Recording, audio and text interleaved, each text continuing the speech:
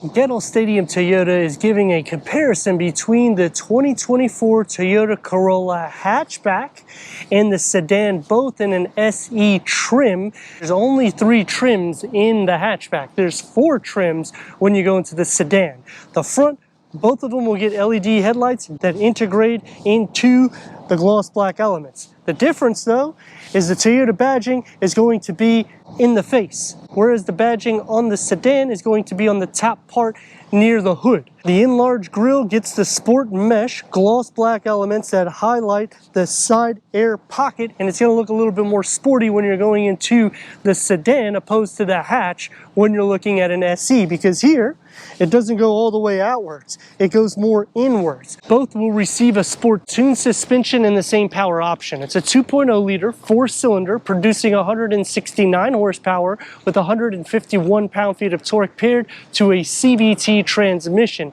MPGs is going to be different though. You get 1 MPG more city and highway with the hatch. The sedan gets 31 MPGs for the city and 40 MPGs for the highway.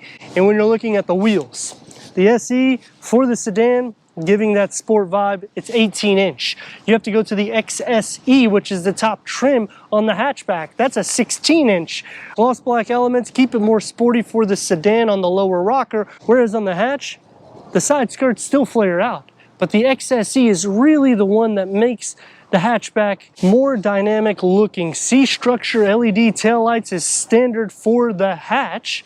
Opposed to the sedan, it's going to be a little bit different. On the hatch, you get a touch of the gloss black in the lower, but the sedan takes it up a notch. You're getting a diffuser, dual exhaust outlets, and a trunk lid spoiler, all of which are going to have a quick release. The sedan is going to sit up a little bit, and the opening is not going to be as much as a hatchback, but it will still have quite a bit of storage capabilities. Underneath the floor gets a spare tire, and to fold down the rear seats, you have to go into the back. The same thing for the hatch, except it sits a little bit lower. The bumper comes out a little bit more so, a wider opening. And because we have a spare tire, we're losing some cargo capacity, but you can option to not have that, in which you'll increase cargo about 5 cubic feet. You'll still get storage on both sides with the privacy cover.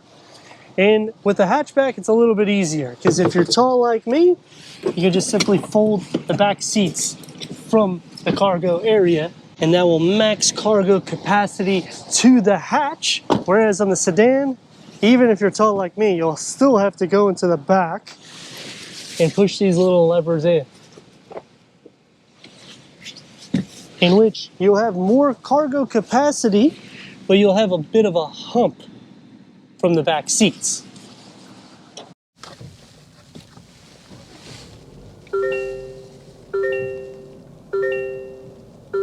Headroom and leg room. The hatchback is what we're starting off with. The SE is going to be the base trim. There's no LE trim. Standard 6 speakers with an 8-inch infotainment screen, Apple CarPlay, Android Auto, Sirius XM, AM, FM, streaming Bluetooth audio. Put it into reverse, and you have a reverse camera. The trajectory will not expand.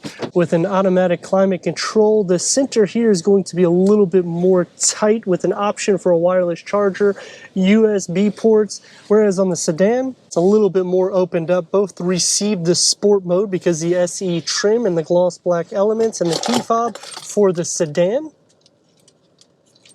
But check out the hatch. No trunk release. It's going to be pushed back. This slides up and back. It doesn't do that on the LE sedan. Opens up to a 12 volt with a USB port.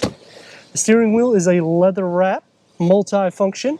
You get the paddle shifts, 4.2 information display for the gauge cluster. 7-inch is only going to be on the XSE, and the door panel is going to get the contrast stitch in white, whereas on the sedan, we get it in the red, same size storage pocket. The hatchback, you're gonna sit up a little bit higher.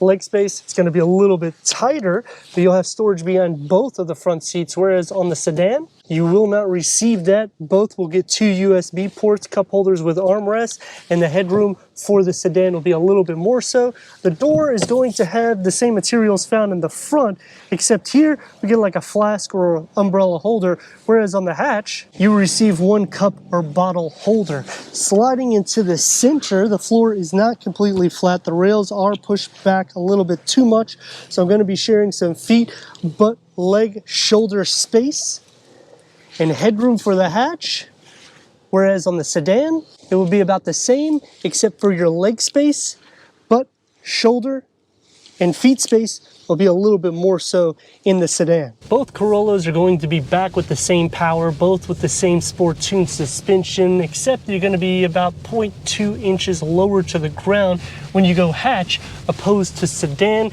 I've chosen to take the hatchback out first so you can see the difference in the drive. Both get the sport mode, in which you get 3 different driving modes: sport, normal, and eco. Steering is light. Do you feel a little bit lower to the ground?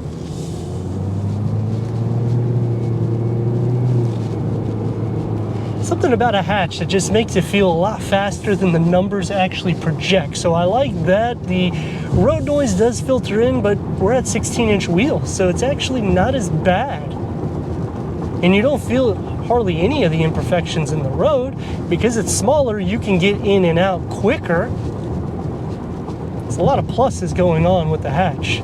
Now with cargo, if you option with the spare tire, you will lose about 5 to 6 cubic feet, but you can option to take that out, in which you will gain that cargo capacity, and then you're almost at the same cargo as the sedan.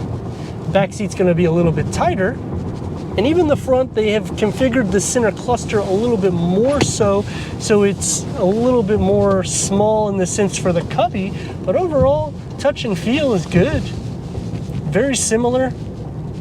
I like when you're in the SE trim for the sedan that you can move the center armrest back and forth, and you can do so as well in the hatchback, but you cannot on the LE for the sedan. Now for the sedan, it feels like it's a little bit bigger, feels a little bit wider. Back seats get a little bit more space, both of which boast a sporty look and the same power option.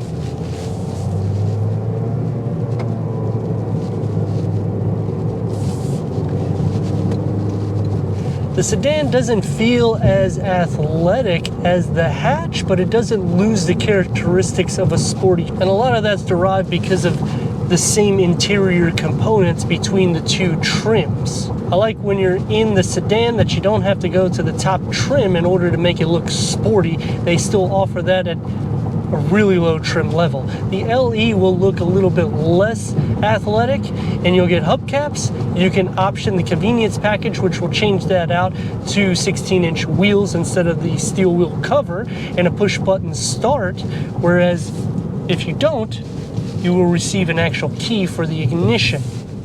You don't have that option when you go into the hatchback. The configuration will be a little bit different.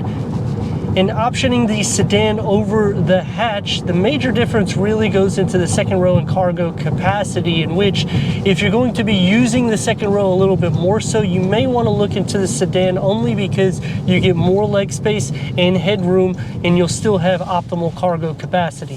Thank you for watching. Don't forget to stop by Gettel Stadium Toyota to check out their new and pre-owned selection.